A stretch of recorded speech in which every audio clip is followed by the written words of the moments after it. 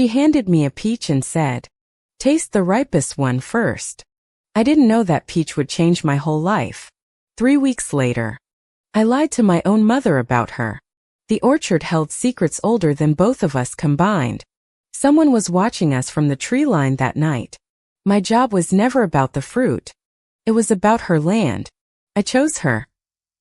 And I lost everything I thought I wanted. Then a letter from a dead woman changed everything again. My name is Dana Whitfield. And for 31 years I built a career convincing strangers to trust brands they'd never met. Never once questioning what trust actually meant. Then a corporate assignment sent me to a small Vermont orchard called Hargrove Farms. And the woman who owned it taught me the difference between selling something and believing in it. I arrived in Millbrook, Vermont on a gray October morning, sent by Halloran Consulting to assess small farms for a client called Vantage Development Group. Joe Hargrove stood in the orchard rows wearing a flannel jacket, sleeves pushed up, sorting apples into crates with hands that looked stronger than mine. She didn't introduce herself with a handshake. She handed me an apple instead and said, "Tell me if you taste the frost in it." I bit into the apple and something about its sharpness startled me. The way honesty always startles people who aren't used to it. "I'm Dana," I said, wiping juice from my chin, feeling more exposed than I had in any boardroom back in Boston. "I know who you are," Joe said. Not unkindly. Vantage sent someone last spring too. He didn't stay long enough to taste anything. That comment sat with me longer than it should have. A small warning wrapped inside a joke I didn't understand yet. She walked me through rows of Honeycrisp and Macoun trees, naming each one like old friends, like they might answer back if she paused. I was supposed to spend 2 days gathering data. I ended up staying until sunset, notebook empty, listening instead of measuring. Joe caught me staring at her hands as she pruned a low branch and simply said, "You ask a lot of questions for someone taking notes." I laughed, embarrassed, and admitted my notes were mostly about her, not the orchard's yield projections or soil composition. She raised an eyebrow, unimpressed but not unkind, and told me dinner was at 6 if I wanted something better than gas station coffee. I told myself I was staying for the assignment. Even then, some part of me already knew that was a lie. Dinner turned into 3 hours at Joe's kitchen table, cider warming on the stove, her grandmother's recipes taped to the wall in faded ink. She told me Hargrove Farms had been in her family since 1947, for generations of women who refused to sell no matter how hard times got.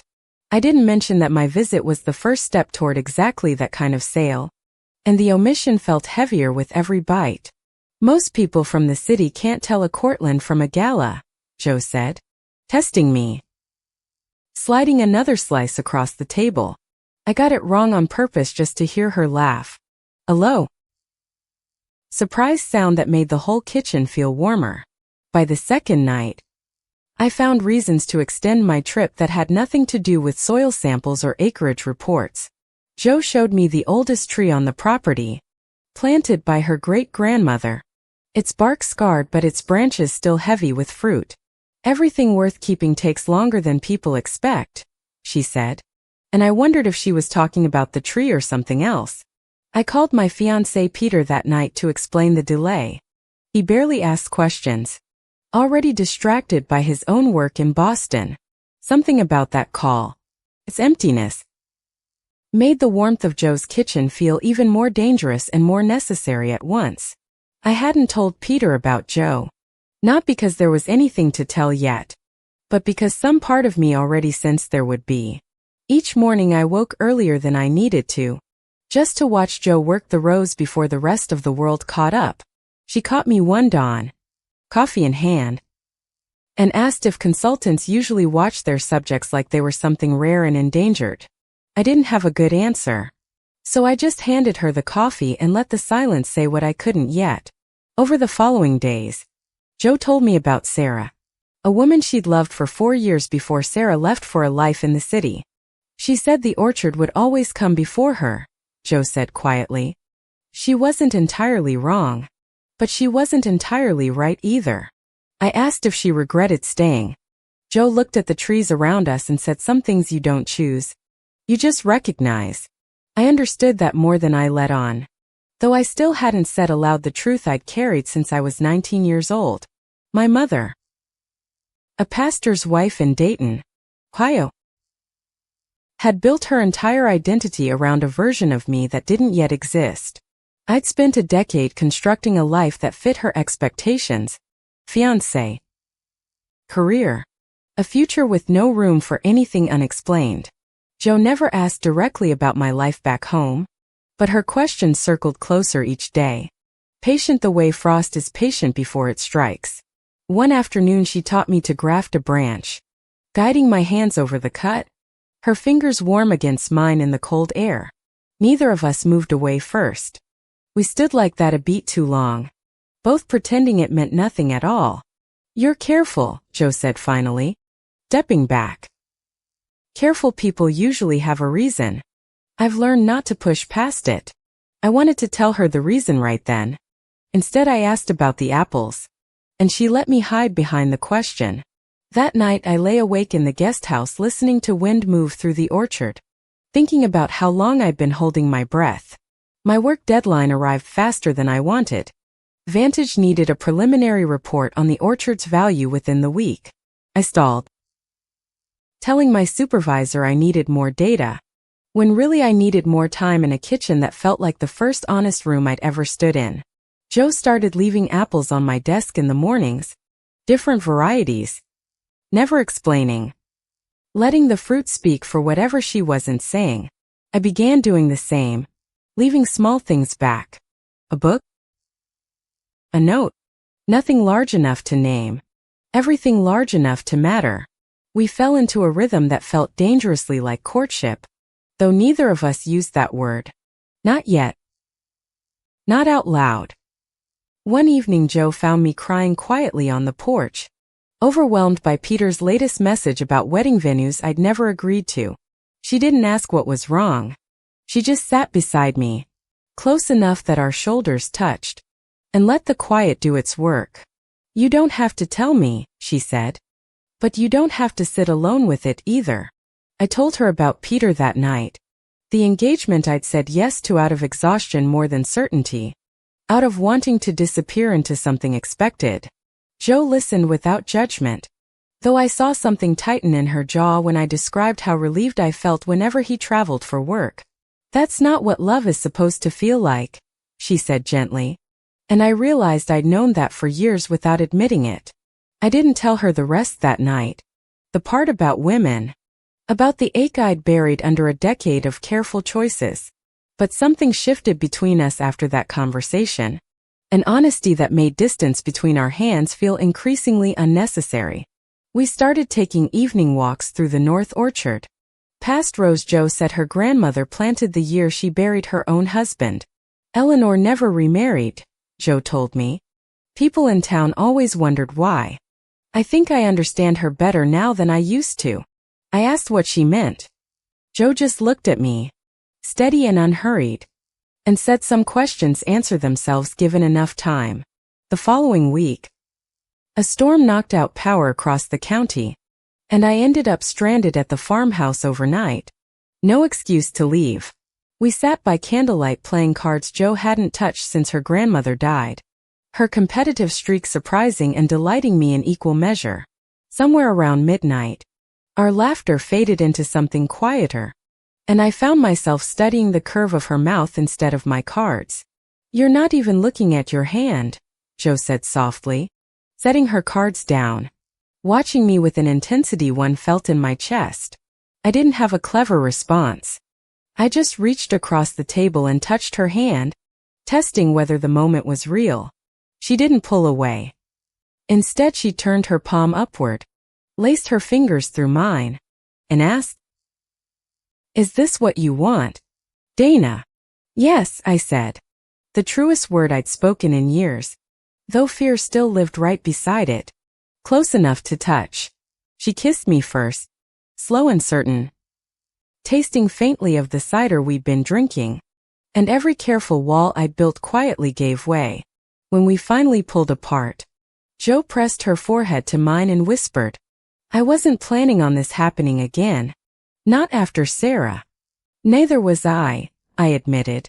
Though we both knew that wasn't entirely true. Not since the moment she'd handed me that first apple. Morning came with the guilt I knew was coming. The report deadline glowing on my phone like an accusation I couldn't ignore any longer. Vantage's regional director, a man named Craig Ostrander, called twice before 9, asking why my assessment of Hargrove Farms remained unfinished. I told him I needed another week. He reminded me, not gently, that Vantage was prepared to offer well above market value for the land.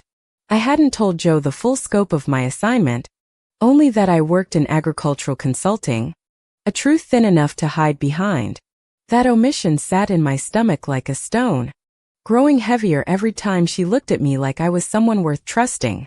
Peter called again that afternoon, asking when I'd be home, mentioning his mother wanted to finalize the guest list before winter. I stared at his name on my screen for a long time before finally answering, my voice flatter than I intended it to be. I need more time, I told him.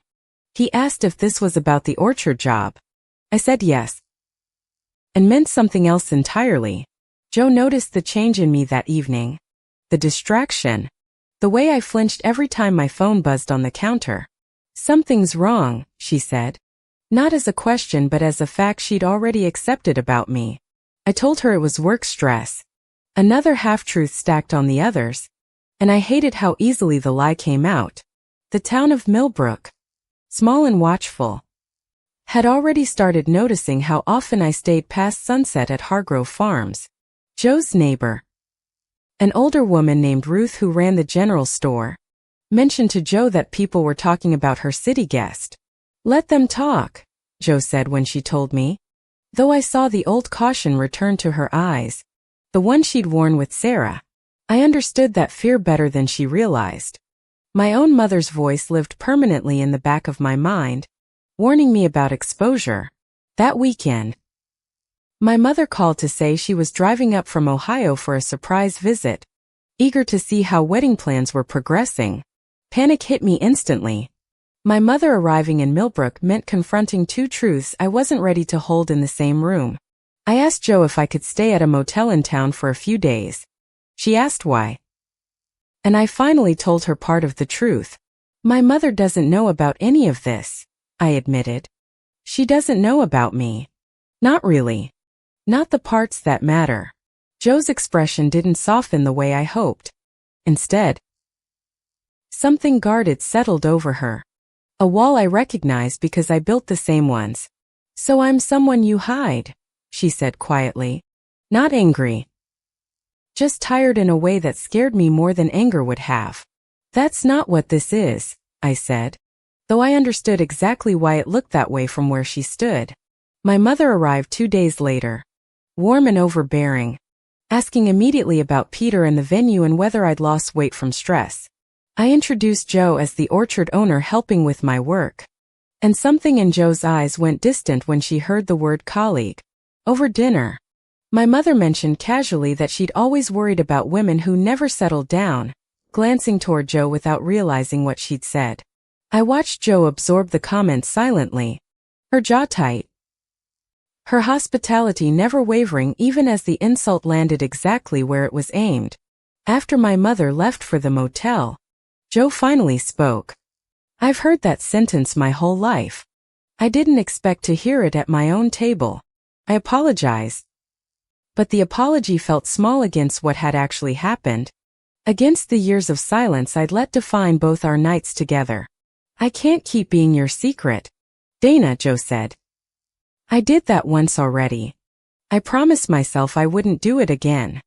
I didn't have an answer that didn't sound like an excuse, so I said nothing. And the silence between us grew teeth.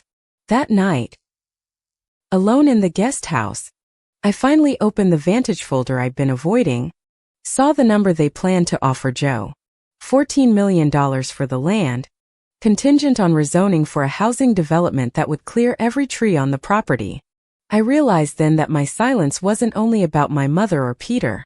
It was about protecting a betrayal I hadn't yet confessed.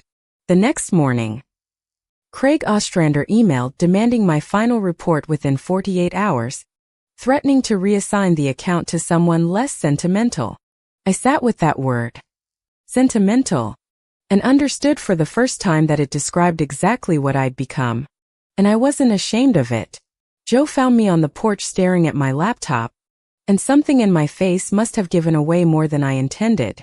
"What aren't you telling me, Dana?" she asked, arms crossed, already bracing for whatever answer was coming. I told her everything then.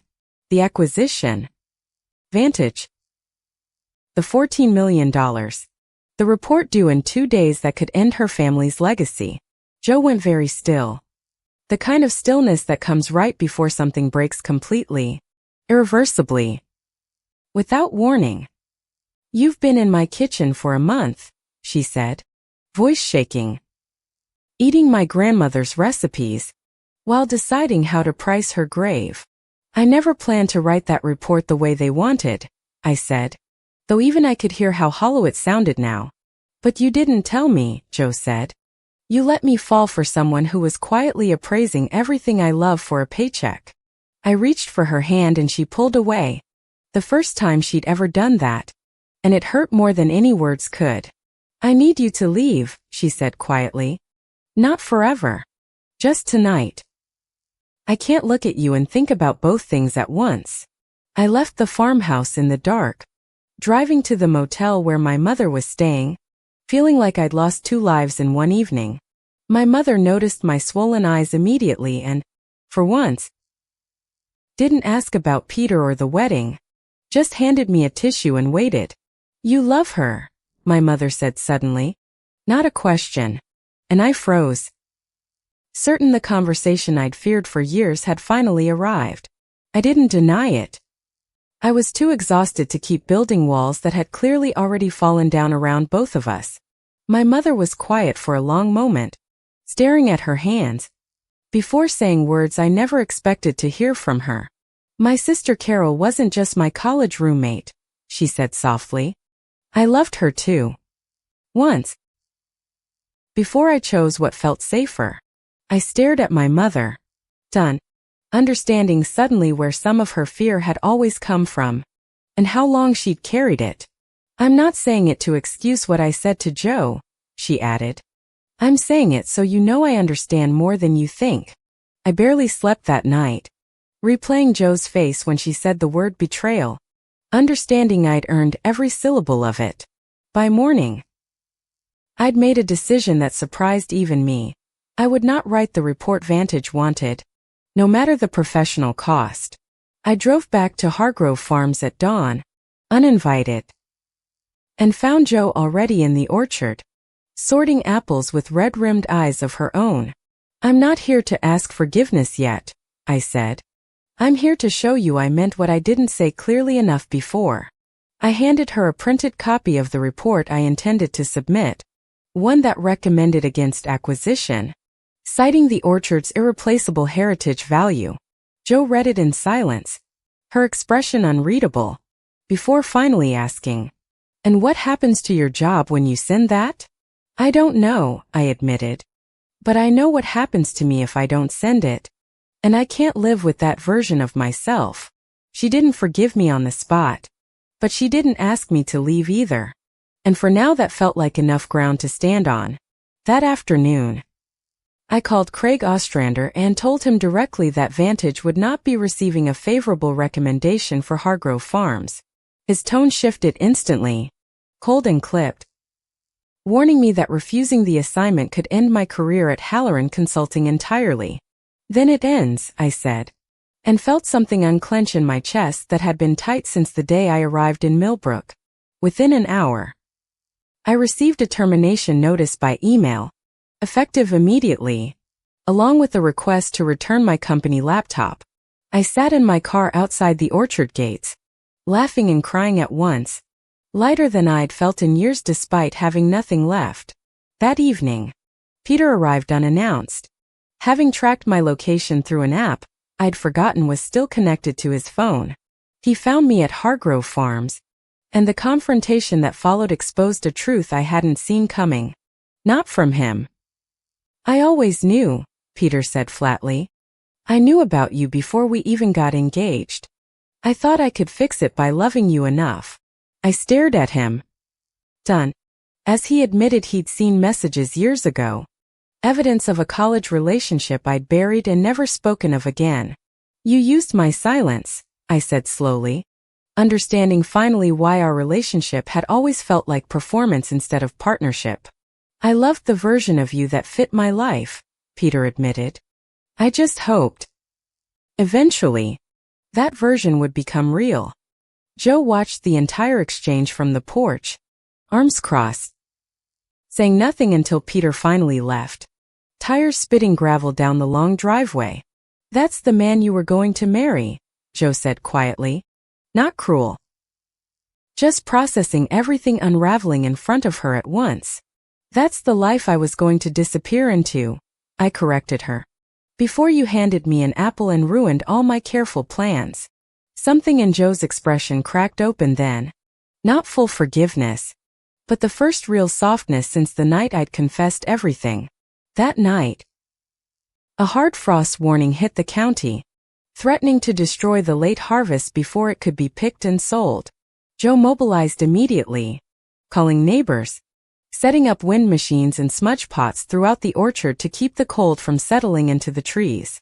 I stayed without being asked, working alongside her until 3 in the morning, hands raw from cold, saying little, proving something instead. By dawn, exhausted and streaked with soot, we stood together watching the sun rise over rows of trees that had somehow survived the night. You didn't have to stay, Joe said, voice rough with fatigue. I wanted to, I answered. I'm done leaving things I actually care about. Later that week, while cleaning out an old shed, Joe found a locked box that had belonged to her grandmother Eleanor, hidden for decades. Inside were letters, dozens of them, written between Eleanor and a woman named Marguerite, who had lived 2 farms over until 1974. The letters revealed a love story Joe had never known existed. One Eleanor had buried beneath decades of silence and small-town expectation. One letter, dated the year Marguerite moved away, reads simply that some loves survive better as memory than as risk worth taking twice. Joe sat on the porch reading them for hours, understanding suddenly why her grandmother had never remarried, why certain fields stayed unplanted for years. She loved a woman and buried it, Joe said, tears finally falling. And I almost did the same thing to you out of fear. I held her then, and she let me. Both of us finally understanding how much inherited silence had shaped both our families' choices. Word spread through Millbrook about my termination and the report I'd refused to write, and the town's reaction surprised us both. Ruth from the general store organized a small fundraiser, insisting Hargrove Farms mattered too much to the community to lose without a fight. Some neighbors stayed distant, uncomfortable with rumors about Joe and me, but far more showed up than either of us expected. Vantage, however, wasn't finished. Craig Ostrander began pursuing a different avenue, quietly buying up neighboring parcels to pressure Joe through isolation. I used my remaining industry contacts to dig into Vantage's history and uncovered zoning violations from 3 previous acquisitions across 2 other states. The developments had displaced small farms using falsified environmental assessments, the same kind of report I'd been asked to write for Hargrove Farms. I compiled everything into a detailed dossier and sent it to a journalist I'd once worked with, someone who covered agricultural corruption. The story broke within days, naming Vantage Development Group and Craig Ostrander specifically, threatening the very acquisition that had brought me to Millbrook. Craig called me directly, furious, threatening legal action for breach of confidentiality, though we both knew I'd never signed anything covering this. You'll never work in this industry again, he warned. I told him I wasn't sure I wanted to. Not in the way I had been.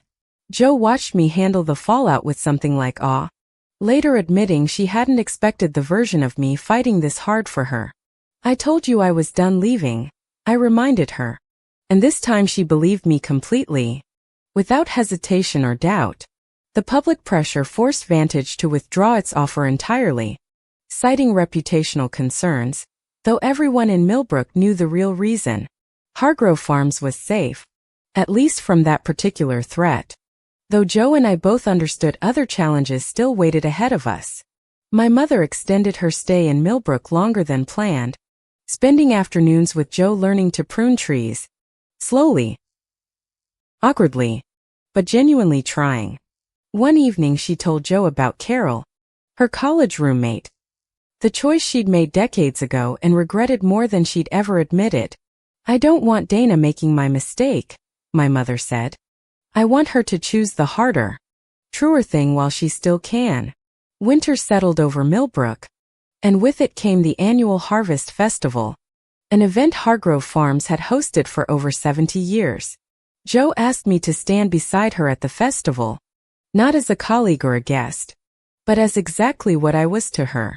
I hesitated, old fear resurfacing, thinking of my mother's congregation back in Ohio, of how quickly small towns could turn cruel. "You don't have to," Joe said gently, "but I'm done hiding what I feel for you. I did that once. I won't do it again." I thought of Eleanor's letters, of Marguerite's unplanted field, of a lifetime spent choosing safety over truth, and I finally made my decision. "I'll stand with you," I said. "Not because it's easy, because I'm tired of being someone's careful secret, including my own." The morning of the festival, my mother surprised me by offering to help set up the cider stand, wearing an apron without complaint. Word had spread further than we expected, and a small group from a nearby church arrived carrying signs, hoping to disrupt the event. Joe tensed beside me, old fear flashing across her face. The same fear that had kept Eleanor's love buried for 50 years. Before either of us could react, my mother walked directly toward the group, calm and unflinching, and began speaking quietly to their leader. I couldn't hear every word, but I saw the group eventually disperse, uneasy, unwilling to argue with the pastor's wife who knew scripture better than they did. "I told them love isn't the sin they think it is," my mother said later. "I told them I learned that lesson too late once." Something shifted in me watching her, understanding that people could change, that even inherited fear wasn't always permanent or final. The festival continued, and for the first time, Joe and I walked through Millbrook together without pretending to be anything other than what we were. Ruth hugged us both at the cider stand, unbothered, more concerned with whether we'd sold enough of the Cortland variety before sundown. Not everyone in town accepted it easily. A few old customers stopped buying from the farm stand, their absence quiet but noticeable. Joe squeezed my hand and said losing a few customers felt like nothing compared to what she'd almost lost by staying silent. That evening, as the festival wound down, an unexpected email arrived offering me a director position at an ethical agricultural consulting firm in Burlington. It was everything I'd once wanted professionally: stability, prestige, a fresh start far from the wreckage of my old career and old life. I told Joe about the offer, watching her face carefully, bracing for the fear I knew she carried since Sarah left for exactly this reason. "Take it if you want it," Joe said, voice steady despite the tremor underneath. "I won't ask you to shrink your life for mine again." "That's not what I'm asking," I said. "I'm asking if there's room in your life for someone who isn't going anywhere this time." Joe studied me for a long moment, searching for the doubt she'd learned to expect from everyone who claimed to stay before. "The commute from Burlington isn't bad," she finally said, a small smile breaking through. I checked. "Actually, weeks ago." I laughed, surprised, realizing she'd been quietly hoping for exactly this outcome long before I'd found the courage to say it aloud. I accepted the position the next morning, negotiating remote days that let me split my time between Burlington and the orchard rows I'd grown to love. Peter finalized our broken engagement without contest. Later sending a short message wishing me a peace he admitted he'd never truly given me. My mother returned to Ohio eventually, but not before telling Joe she expected an invitation to Thanksgiving, orchard schedule permitting. Of course, She's terrifying, Joe told me after my mother left. I like her. I understand now where you get your stubbornness. We spent the following weeks restoring the old shed where Eleanor's letters had been found, turning it into a small reading nook for both of us. Joe framed one of Eleanor's letters and hung it above the mantel, a reminder of the silence neither of us intended to repeat. One frost-bright morning in December, Joe led me to the oldest tree on the property, the one her great-grandmother had planted generations ago. This tree has survived 4 generations of Hargrove women, she said. I want it to survive one more. The one we're building now. She reached into her coat pocket and pulled out a small ring made from an old apple-picking tool, reshaped by a local blacksmith. It's not conventional, Joe said, suddenly nervous in a way I'd never seen from her. Neither are we. I thought it fit. I said yes before she even finished asking the question. Both of us laughing through tears under branches heavy with frost. We didn't rush toward a wedding, choosing instead to build something slower. Trua. Rooted the way the orchard itself had always been rooted. By spring. The Vantage scandal had faded from headlines, but Hargrove Farms remained exactly where it belonged, thriving under 2 women's hands. I thought often of that first peach, of how one small offering had unraveled a life I built to please everyone except myself. I'm Dana Hargrove now, no longer hiding in careful rooms, standing instead among trees that outlived silence, fear, and every version of me that almost gave up. Some loves ask you to disappear quietly, ours asked me to finally show up, fully. And I have never once regretted choosing that harder, truer life. Fendi.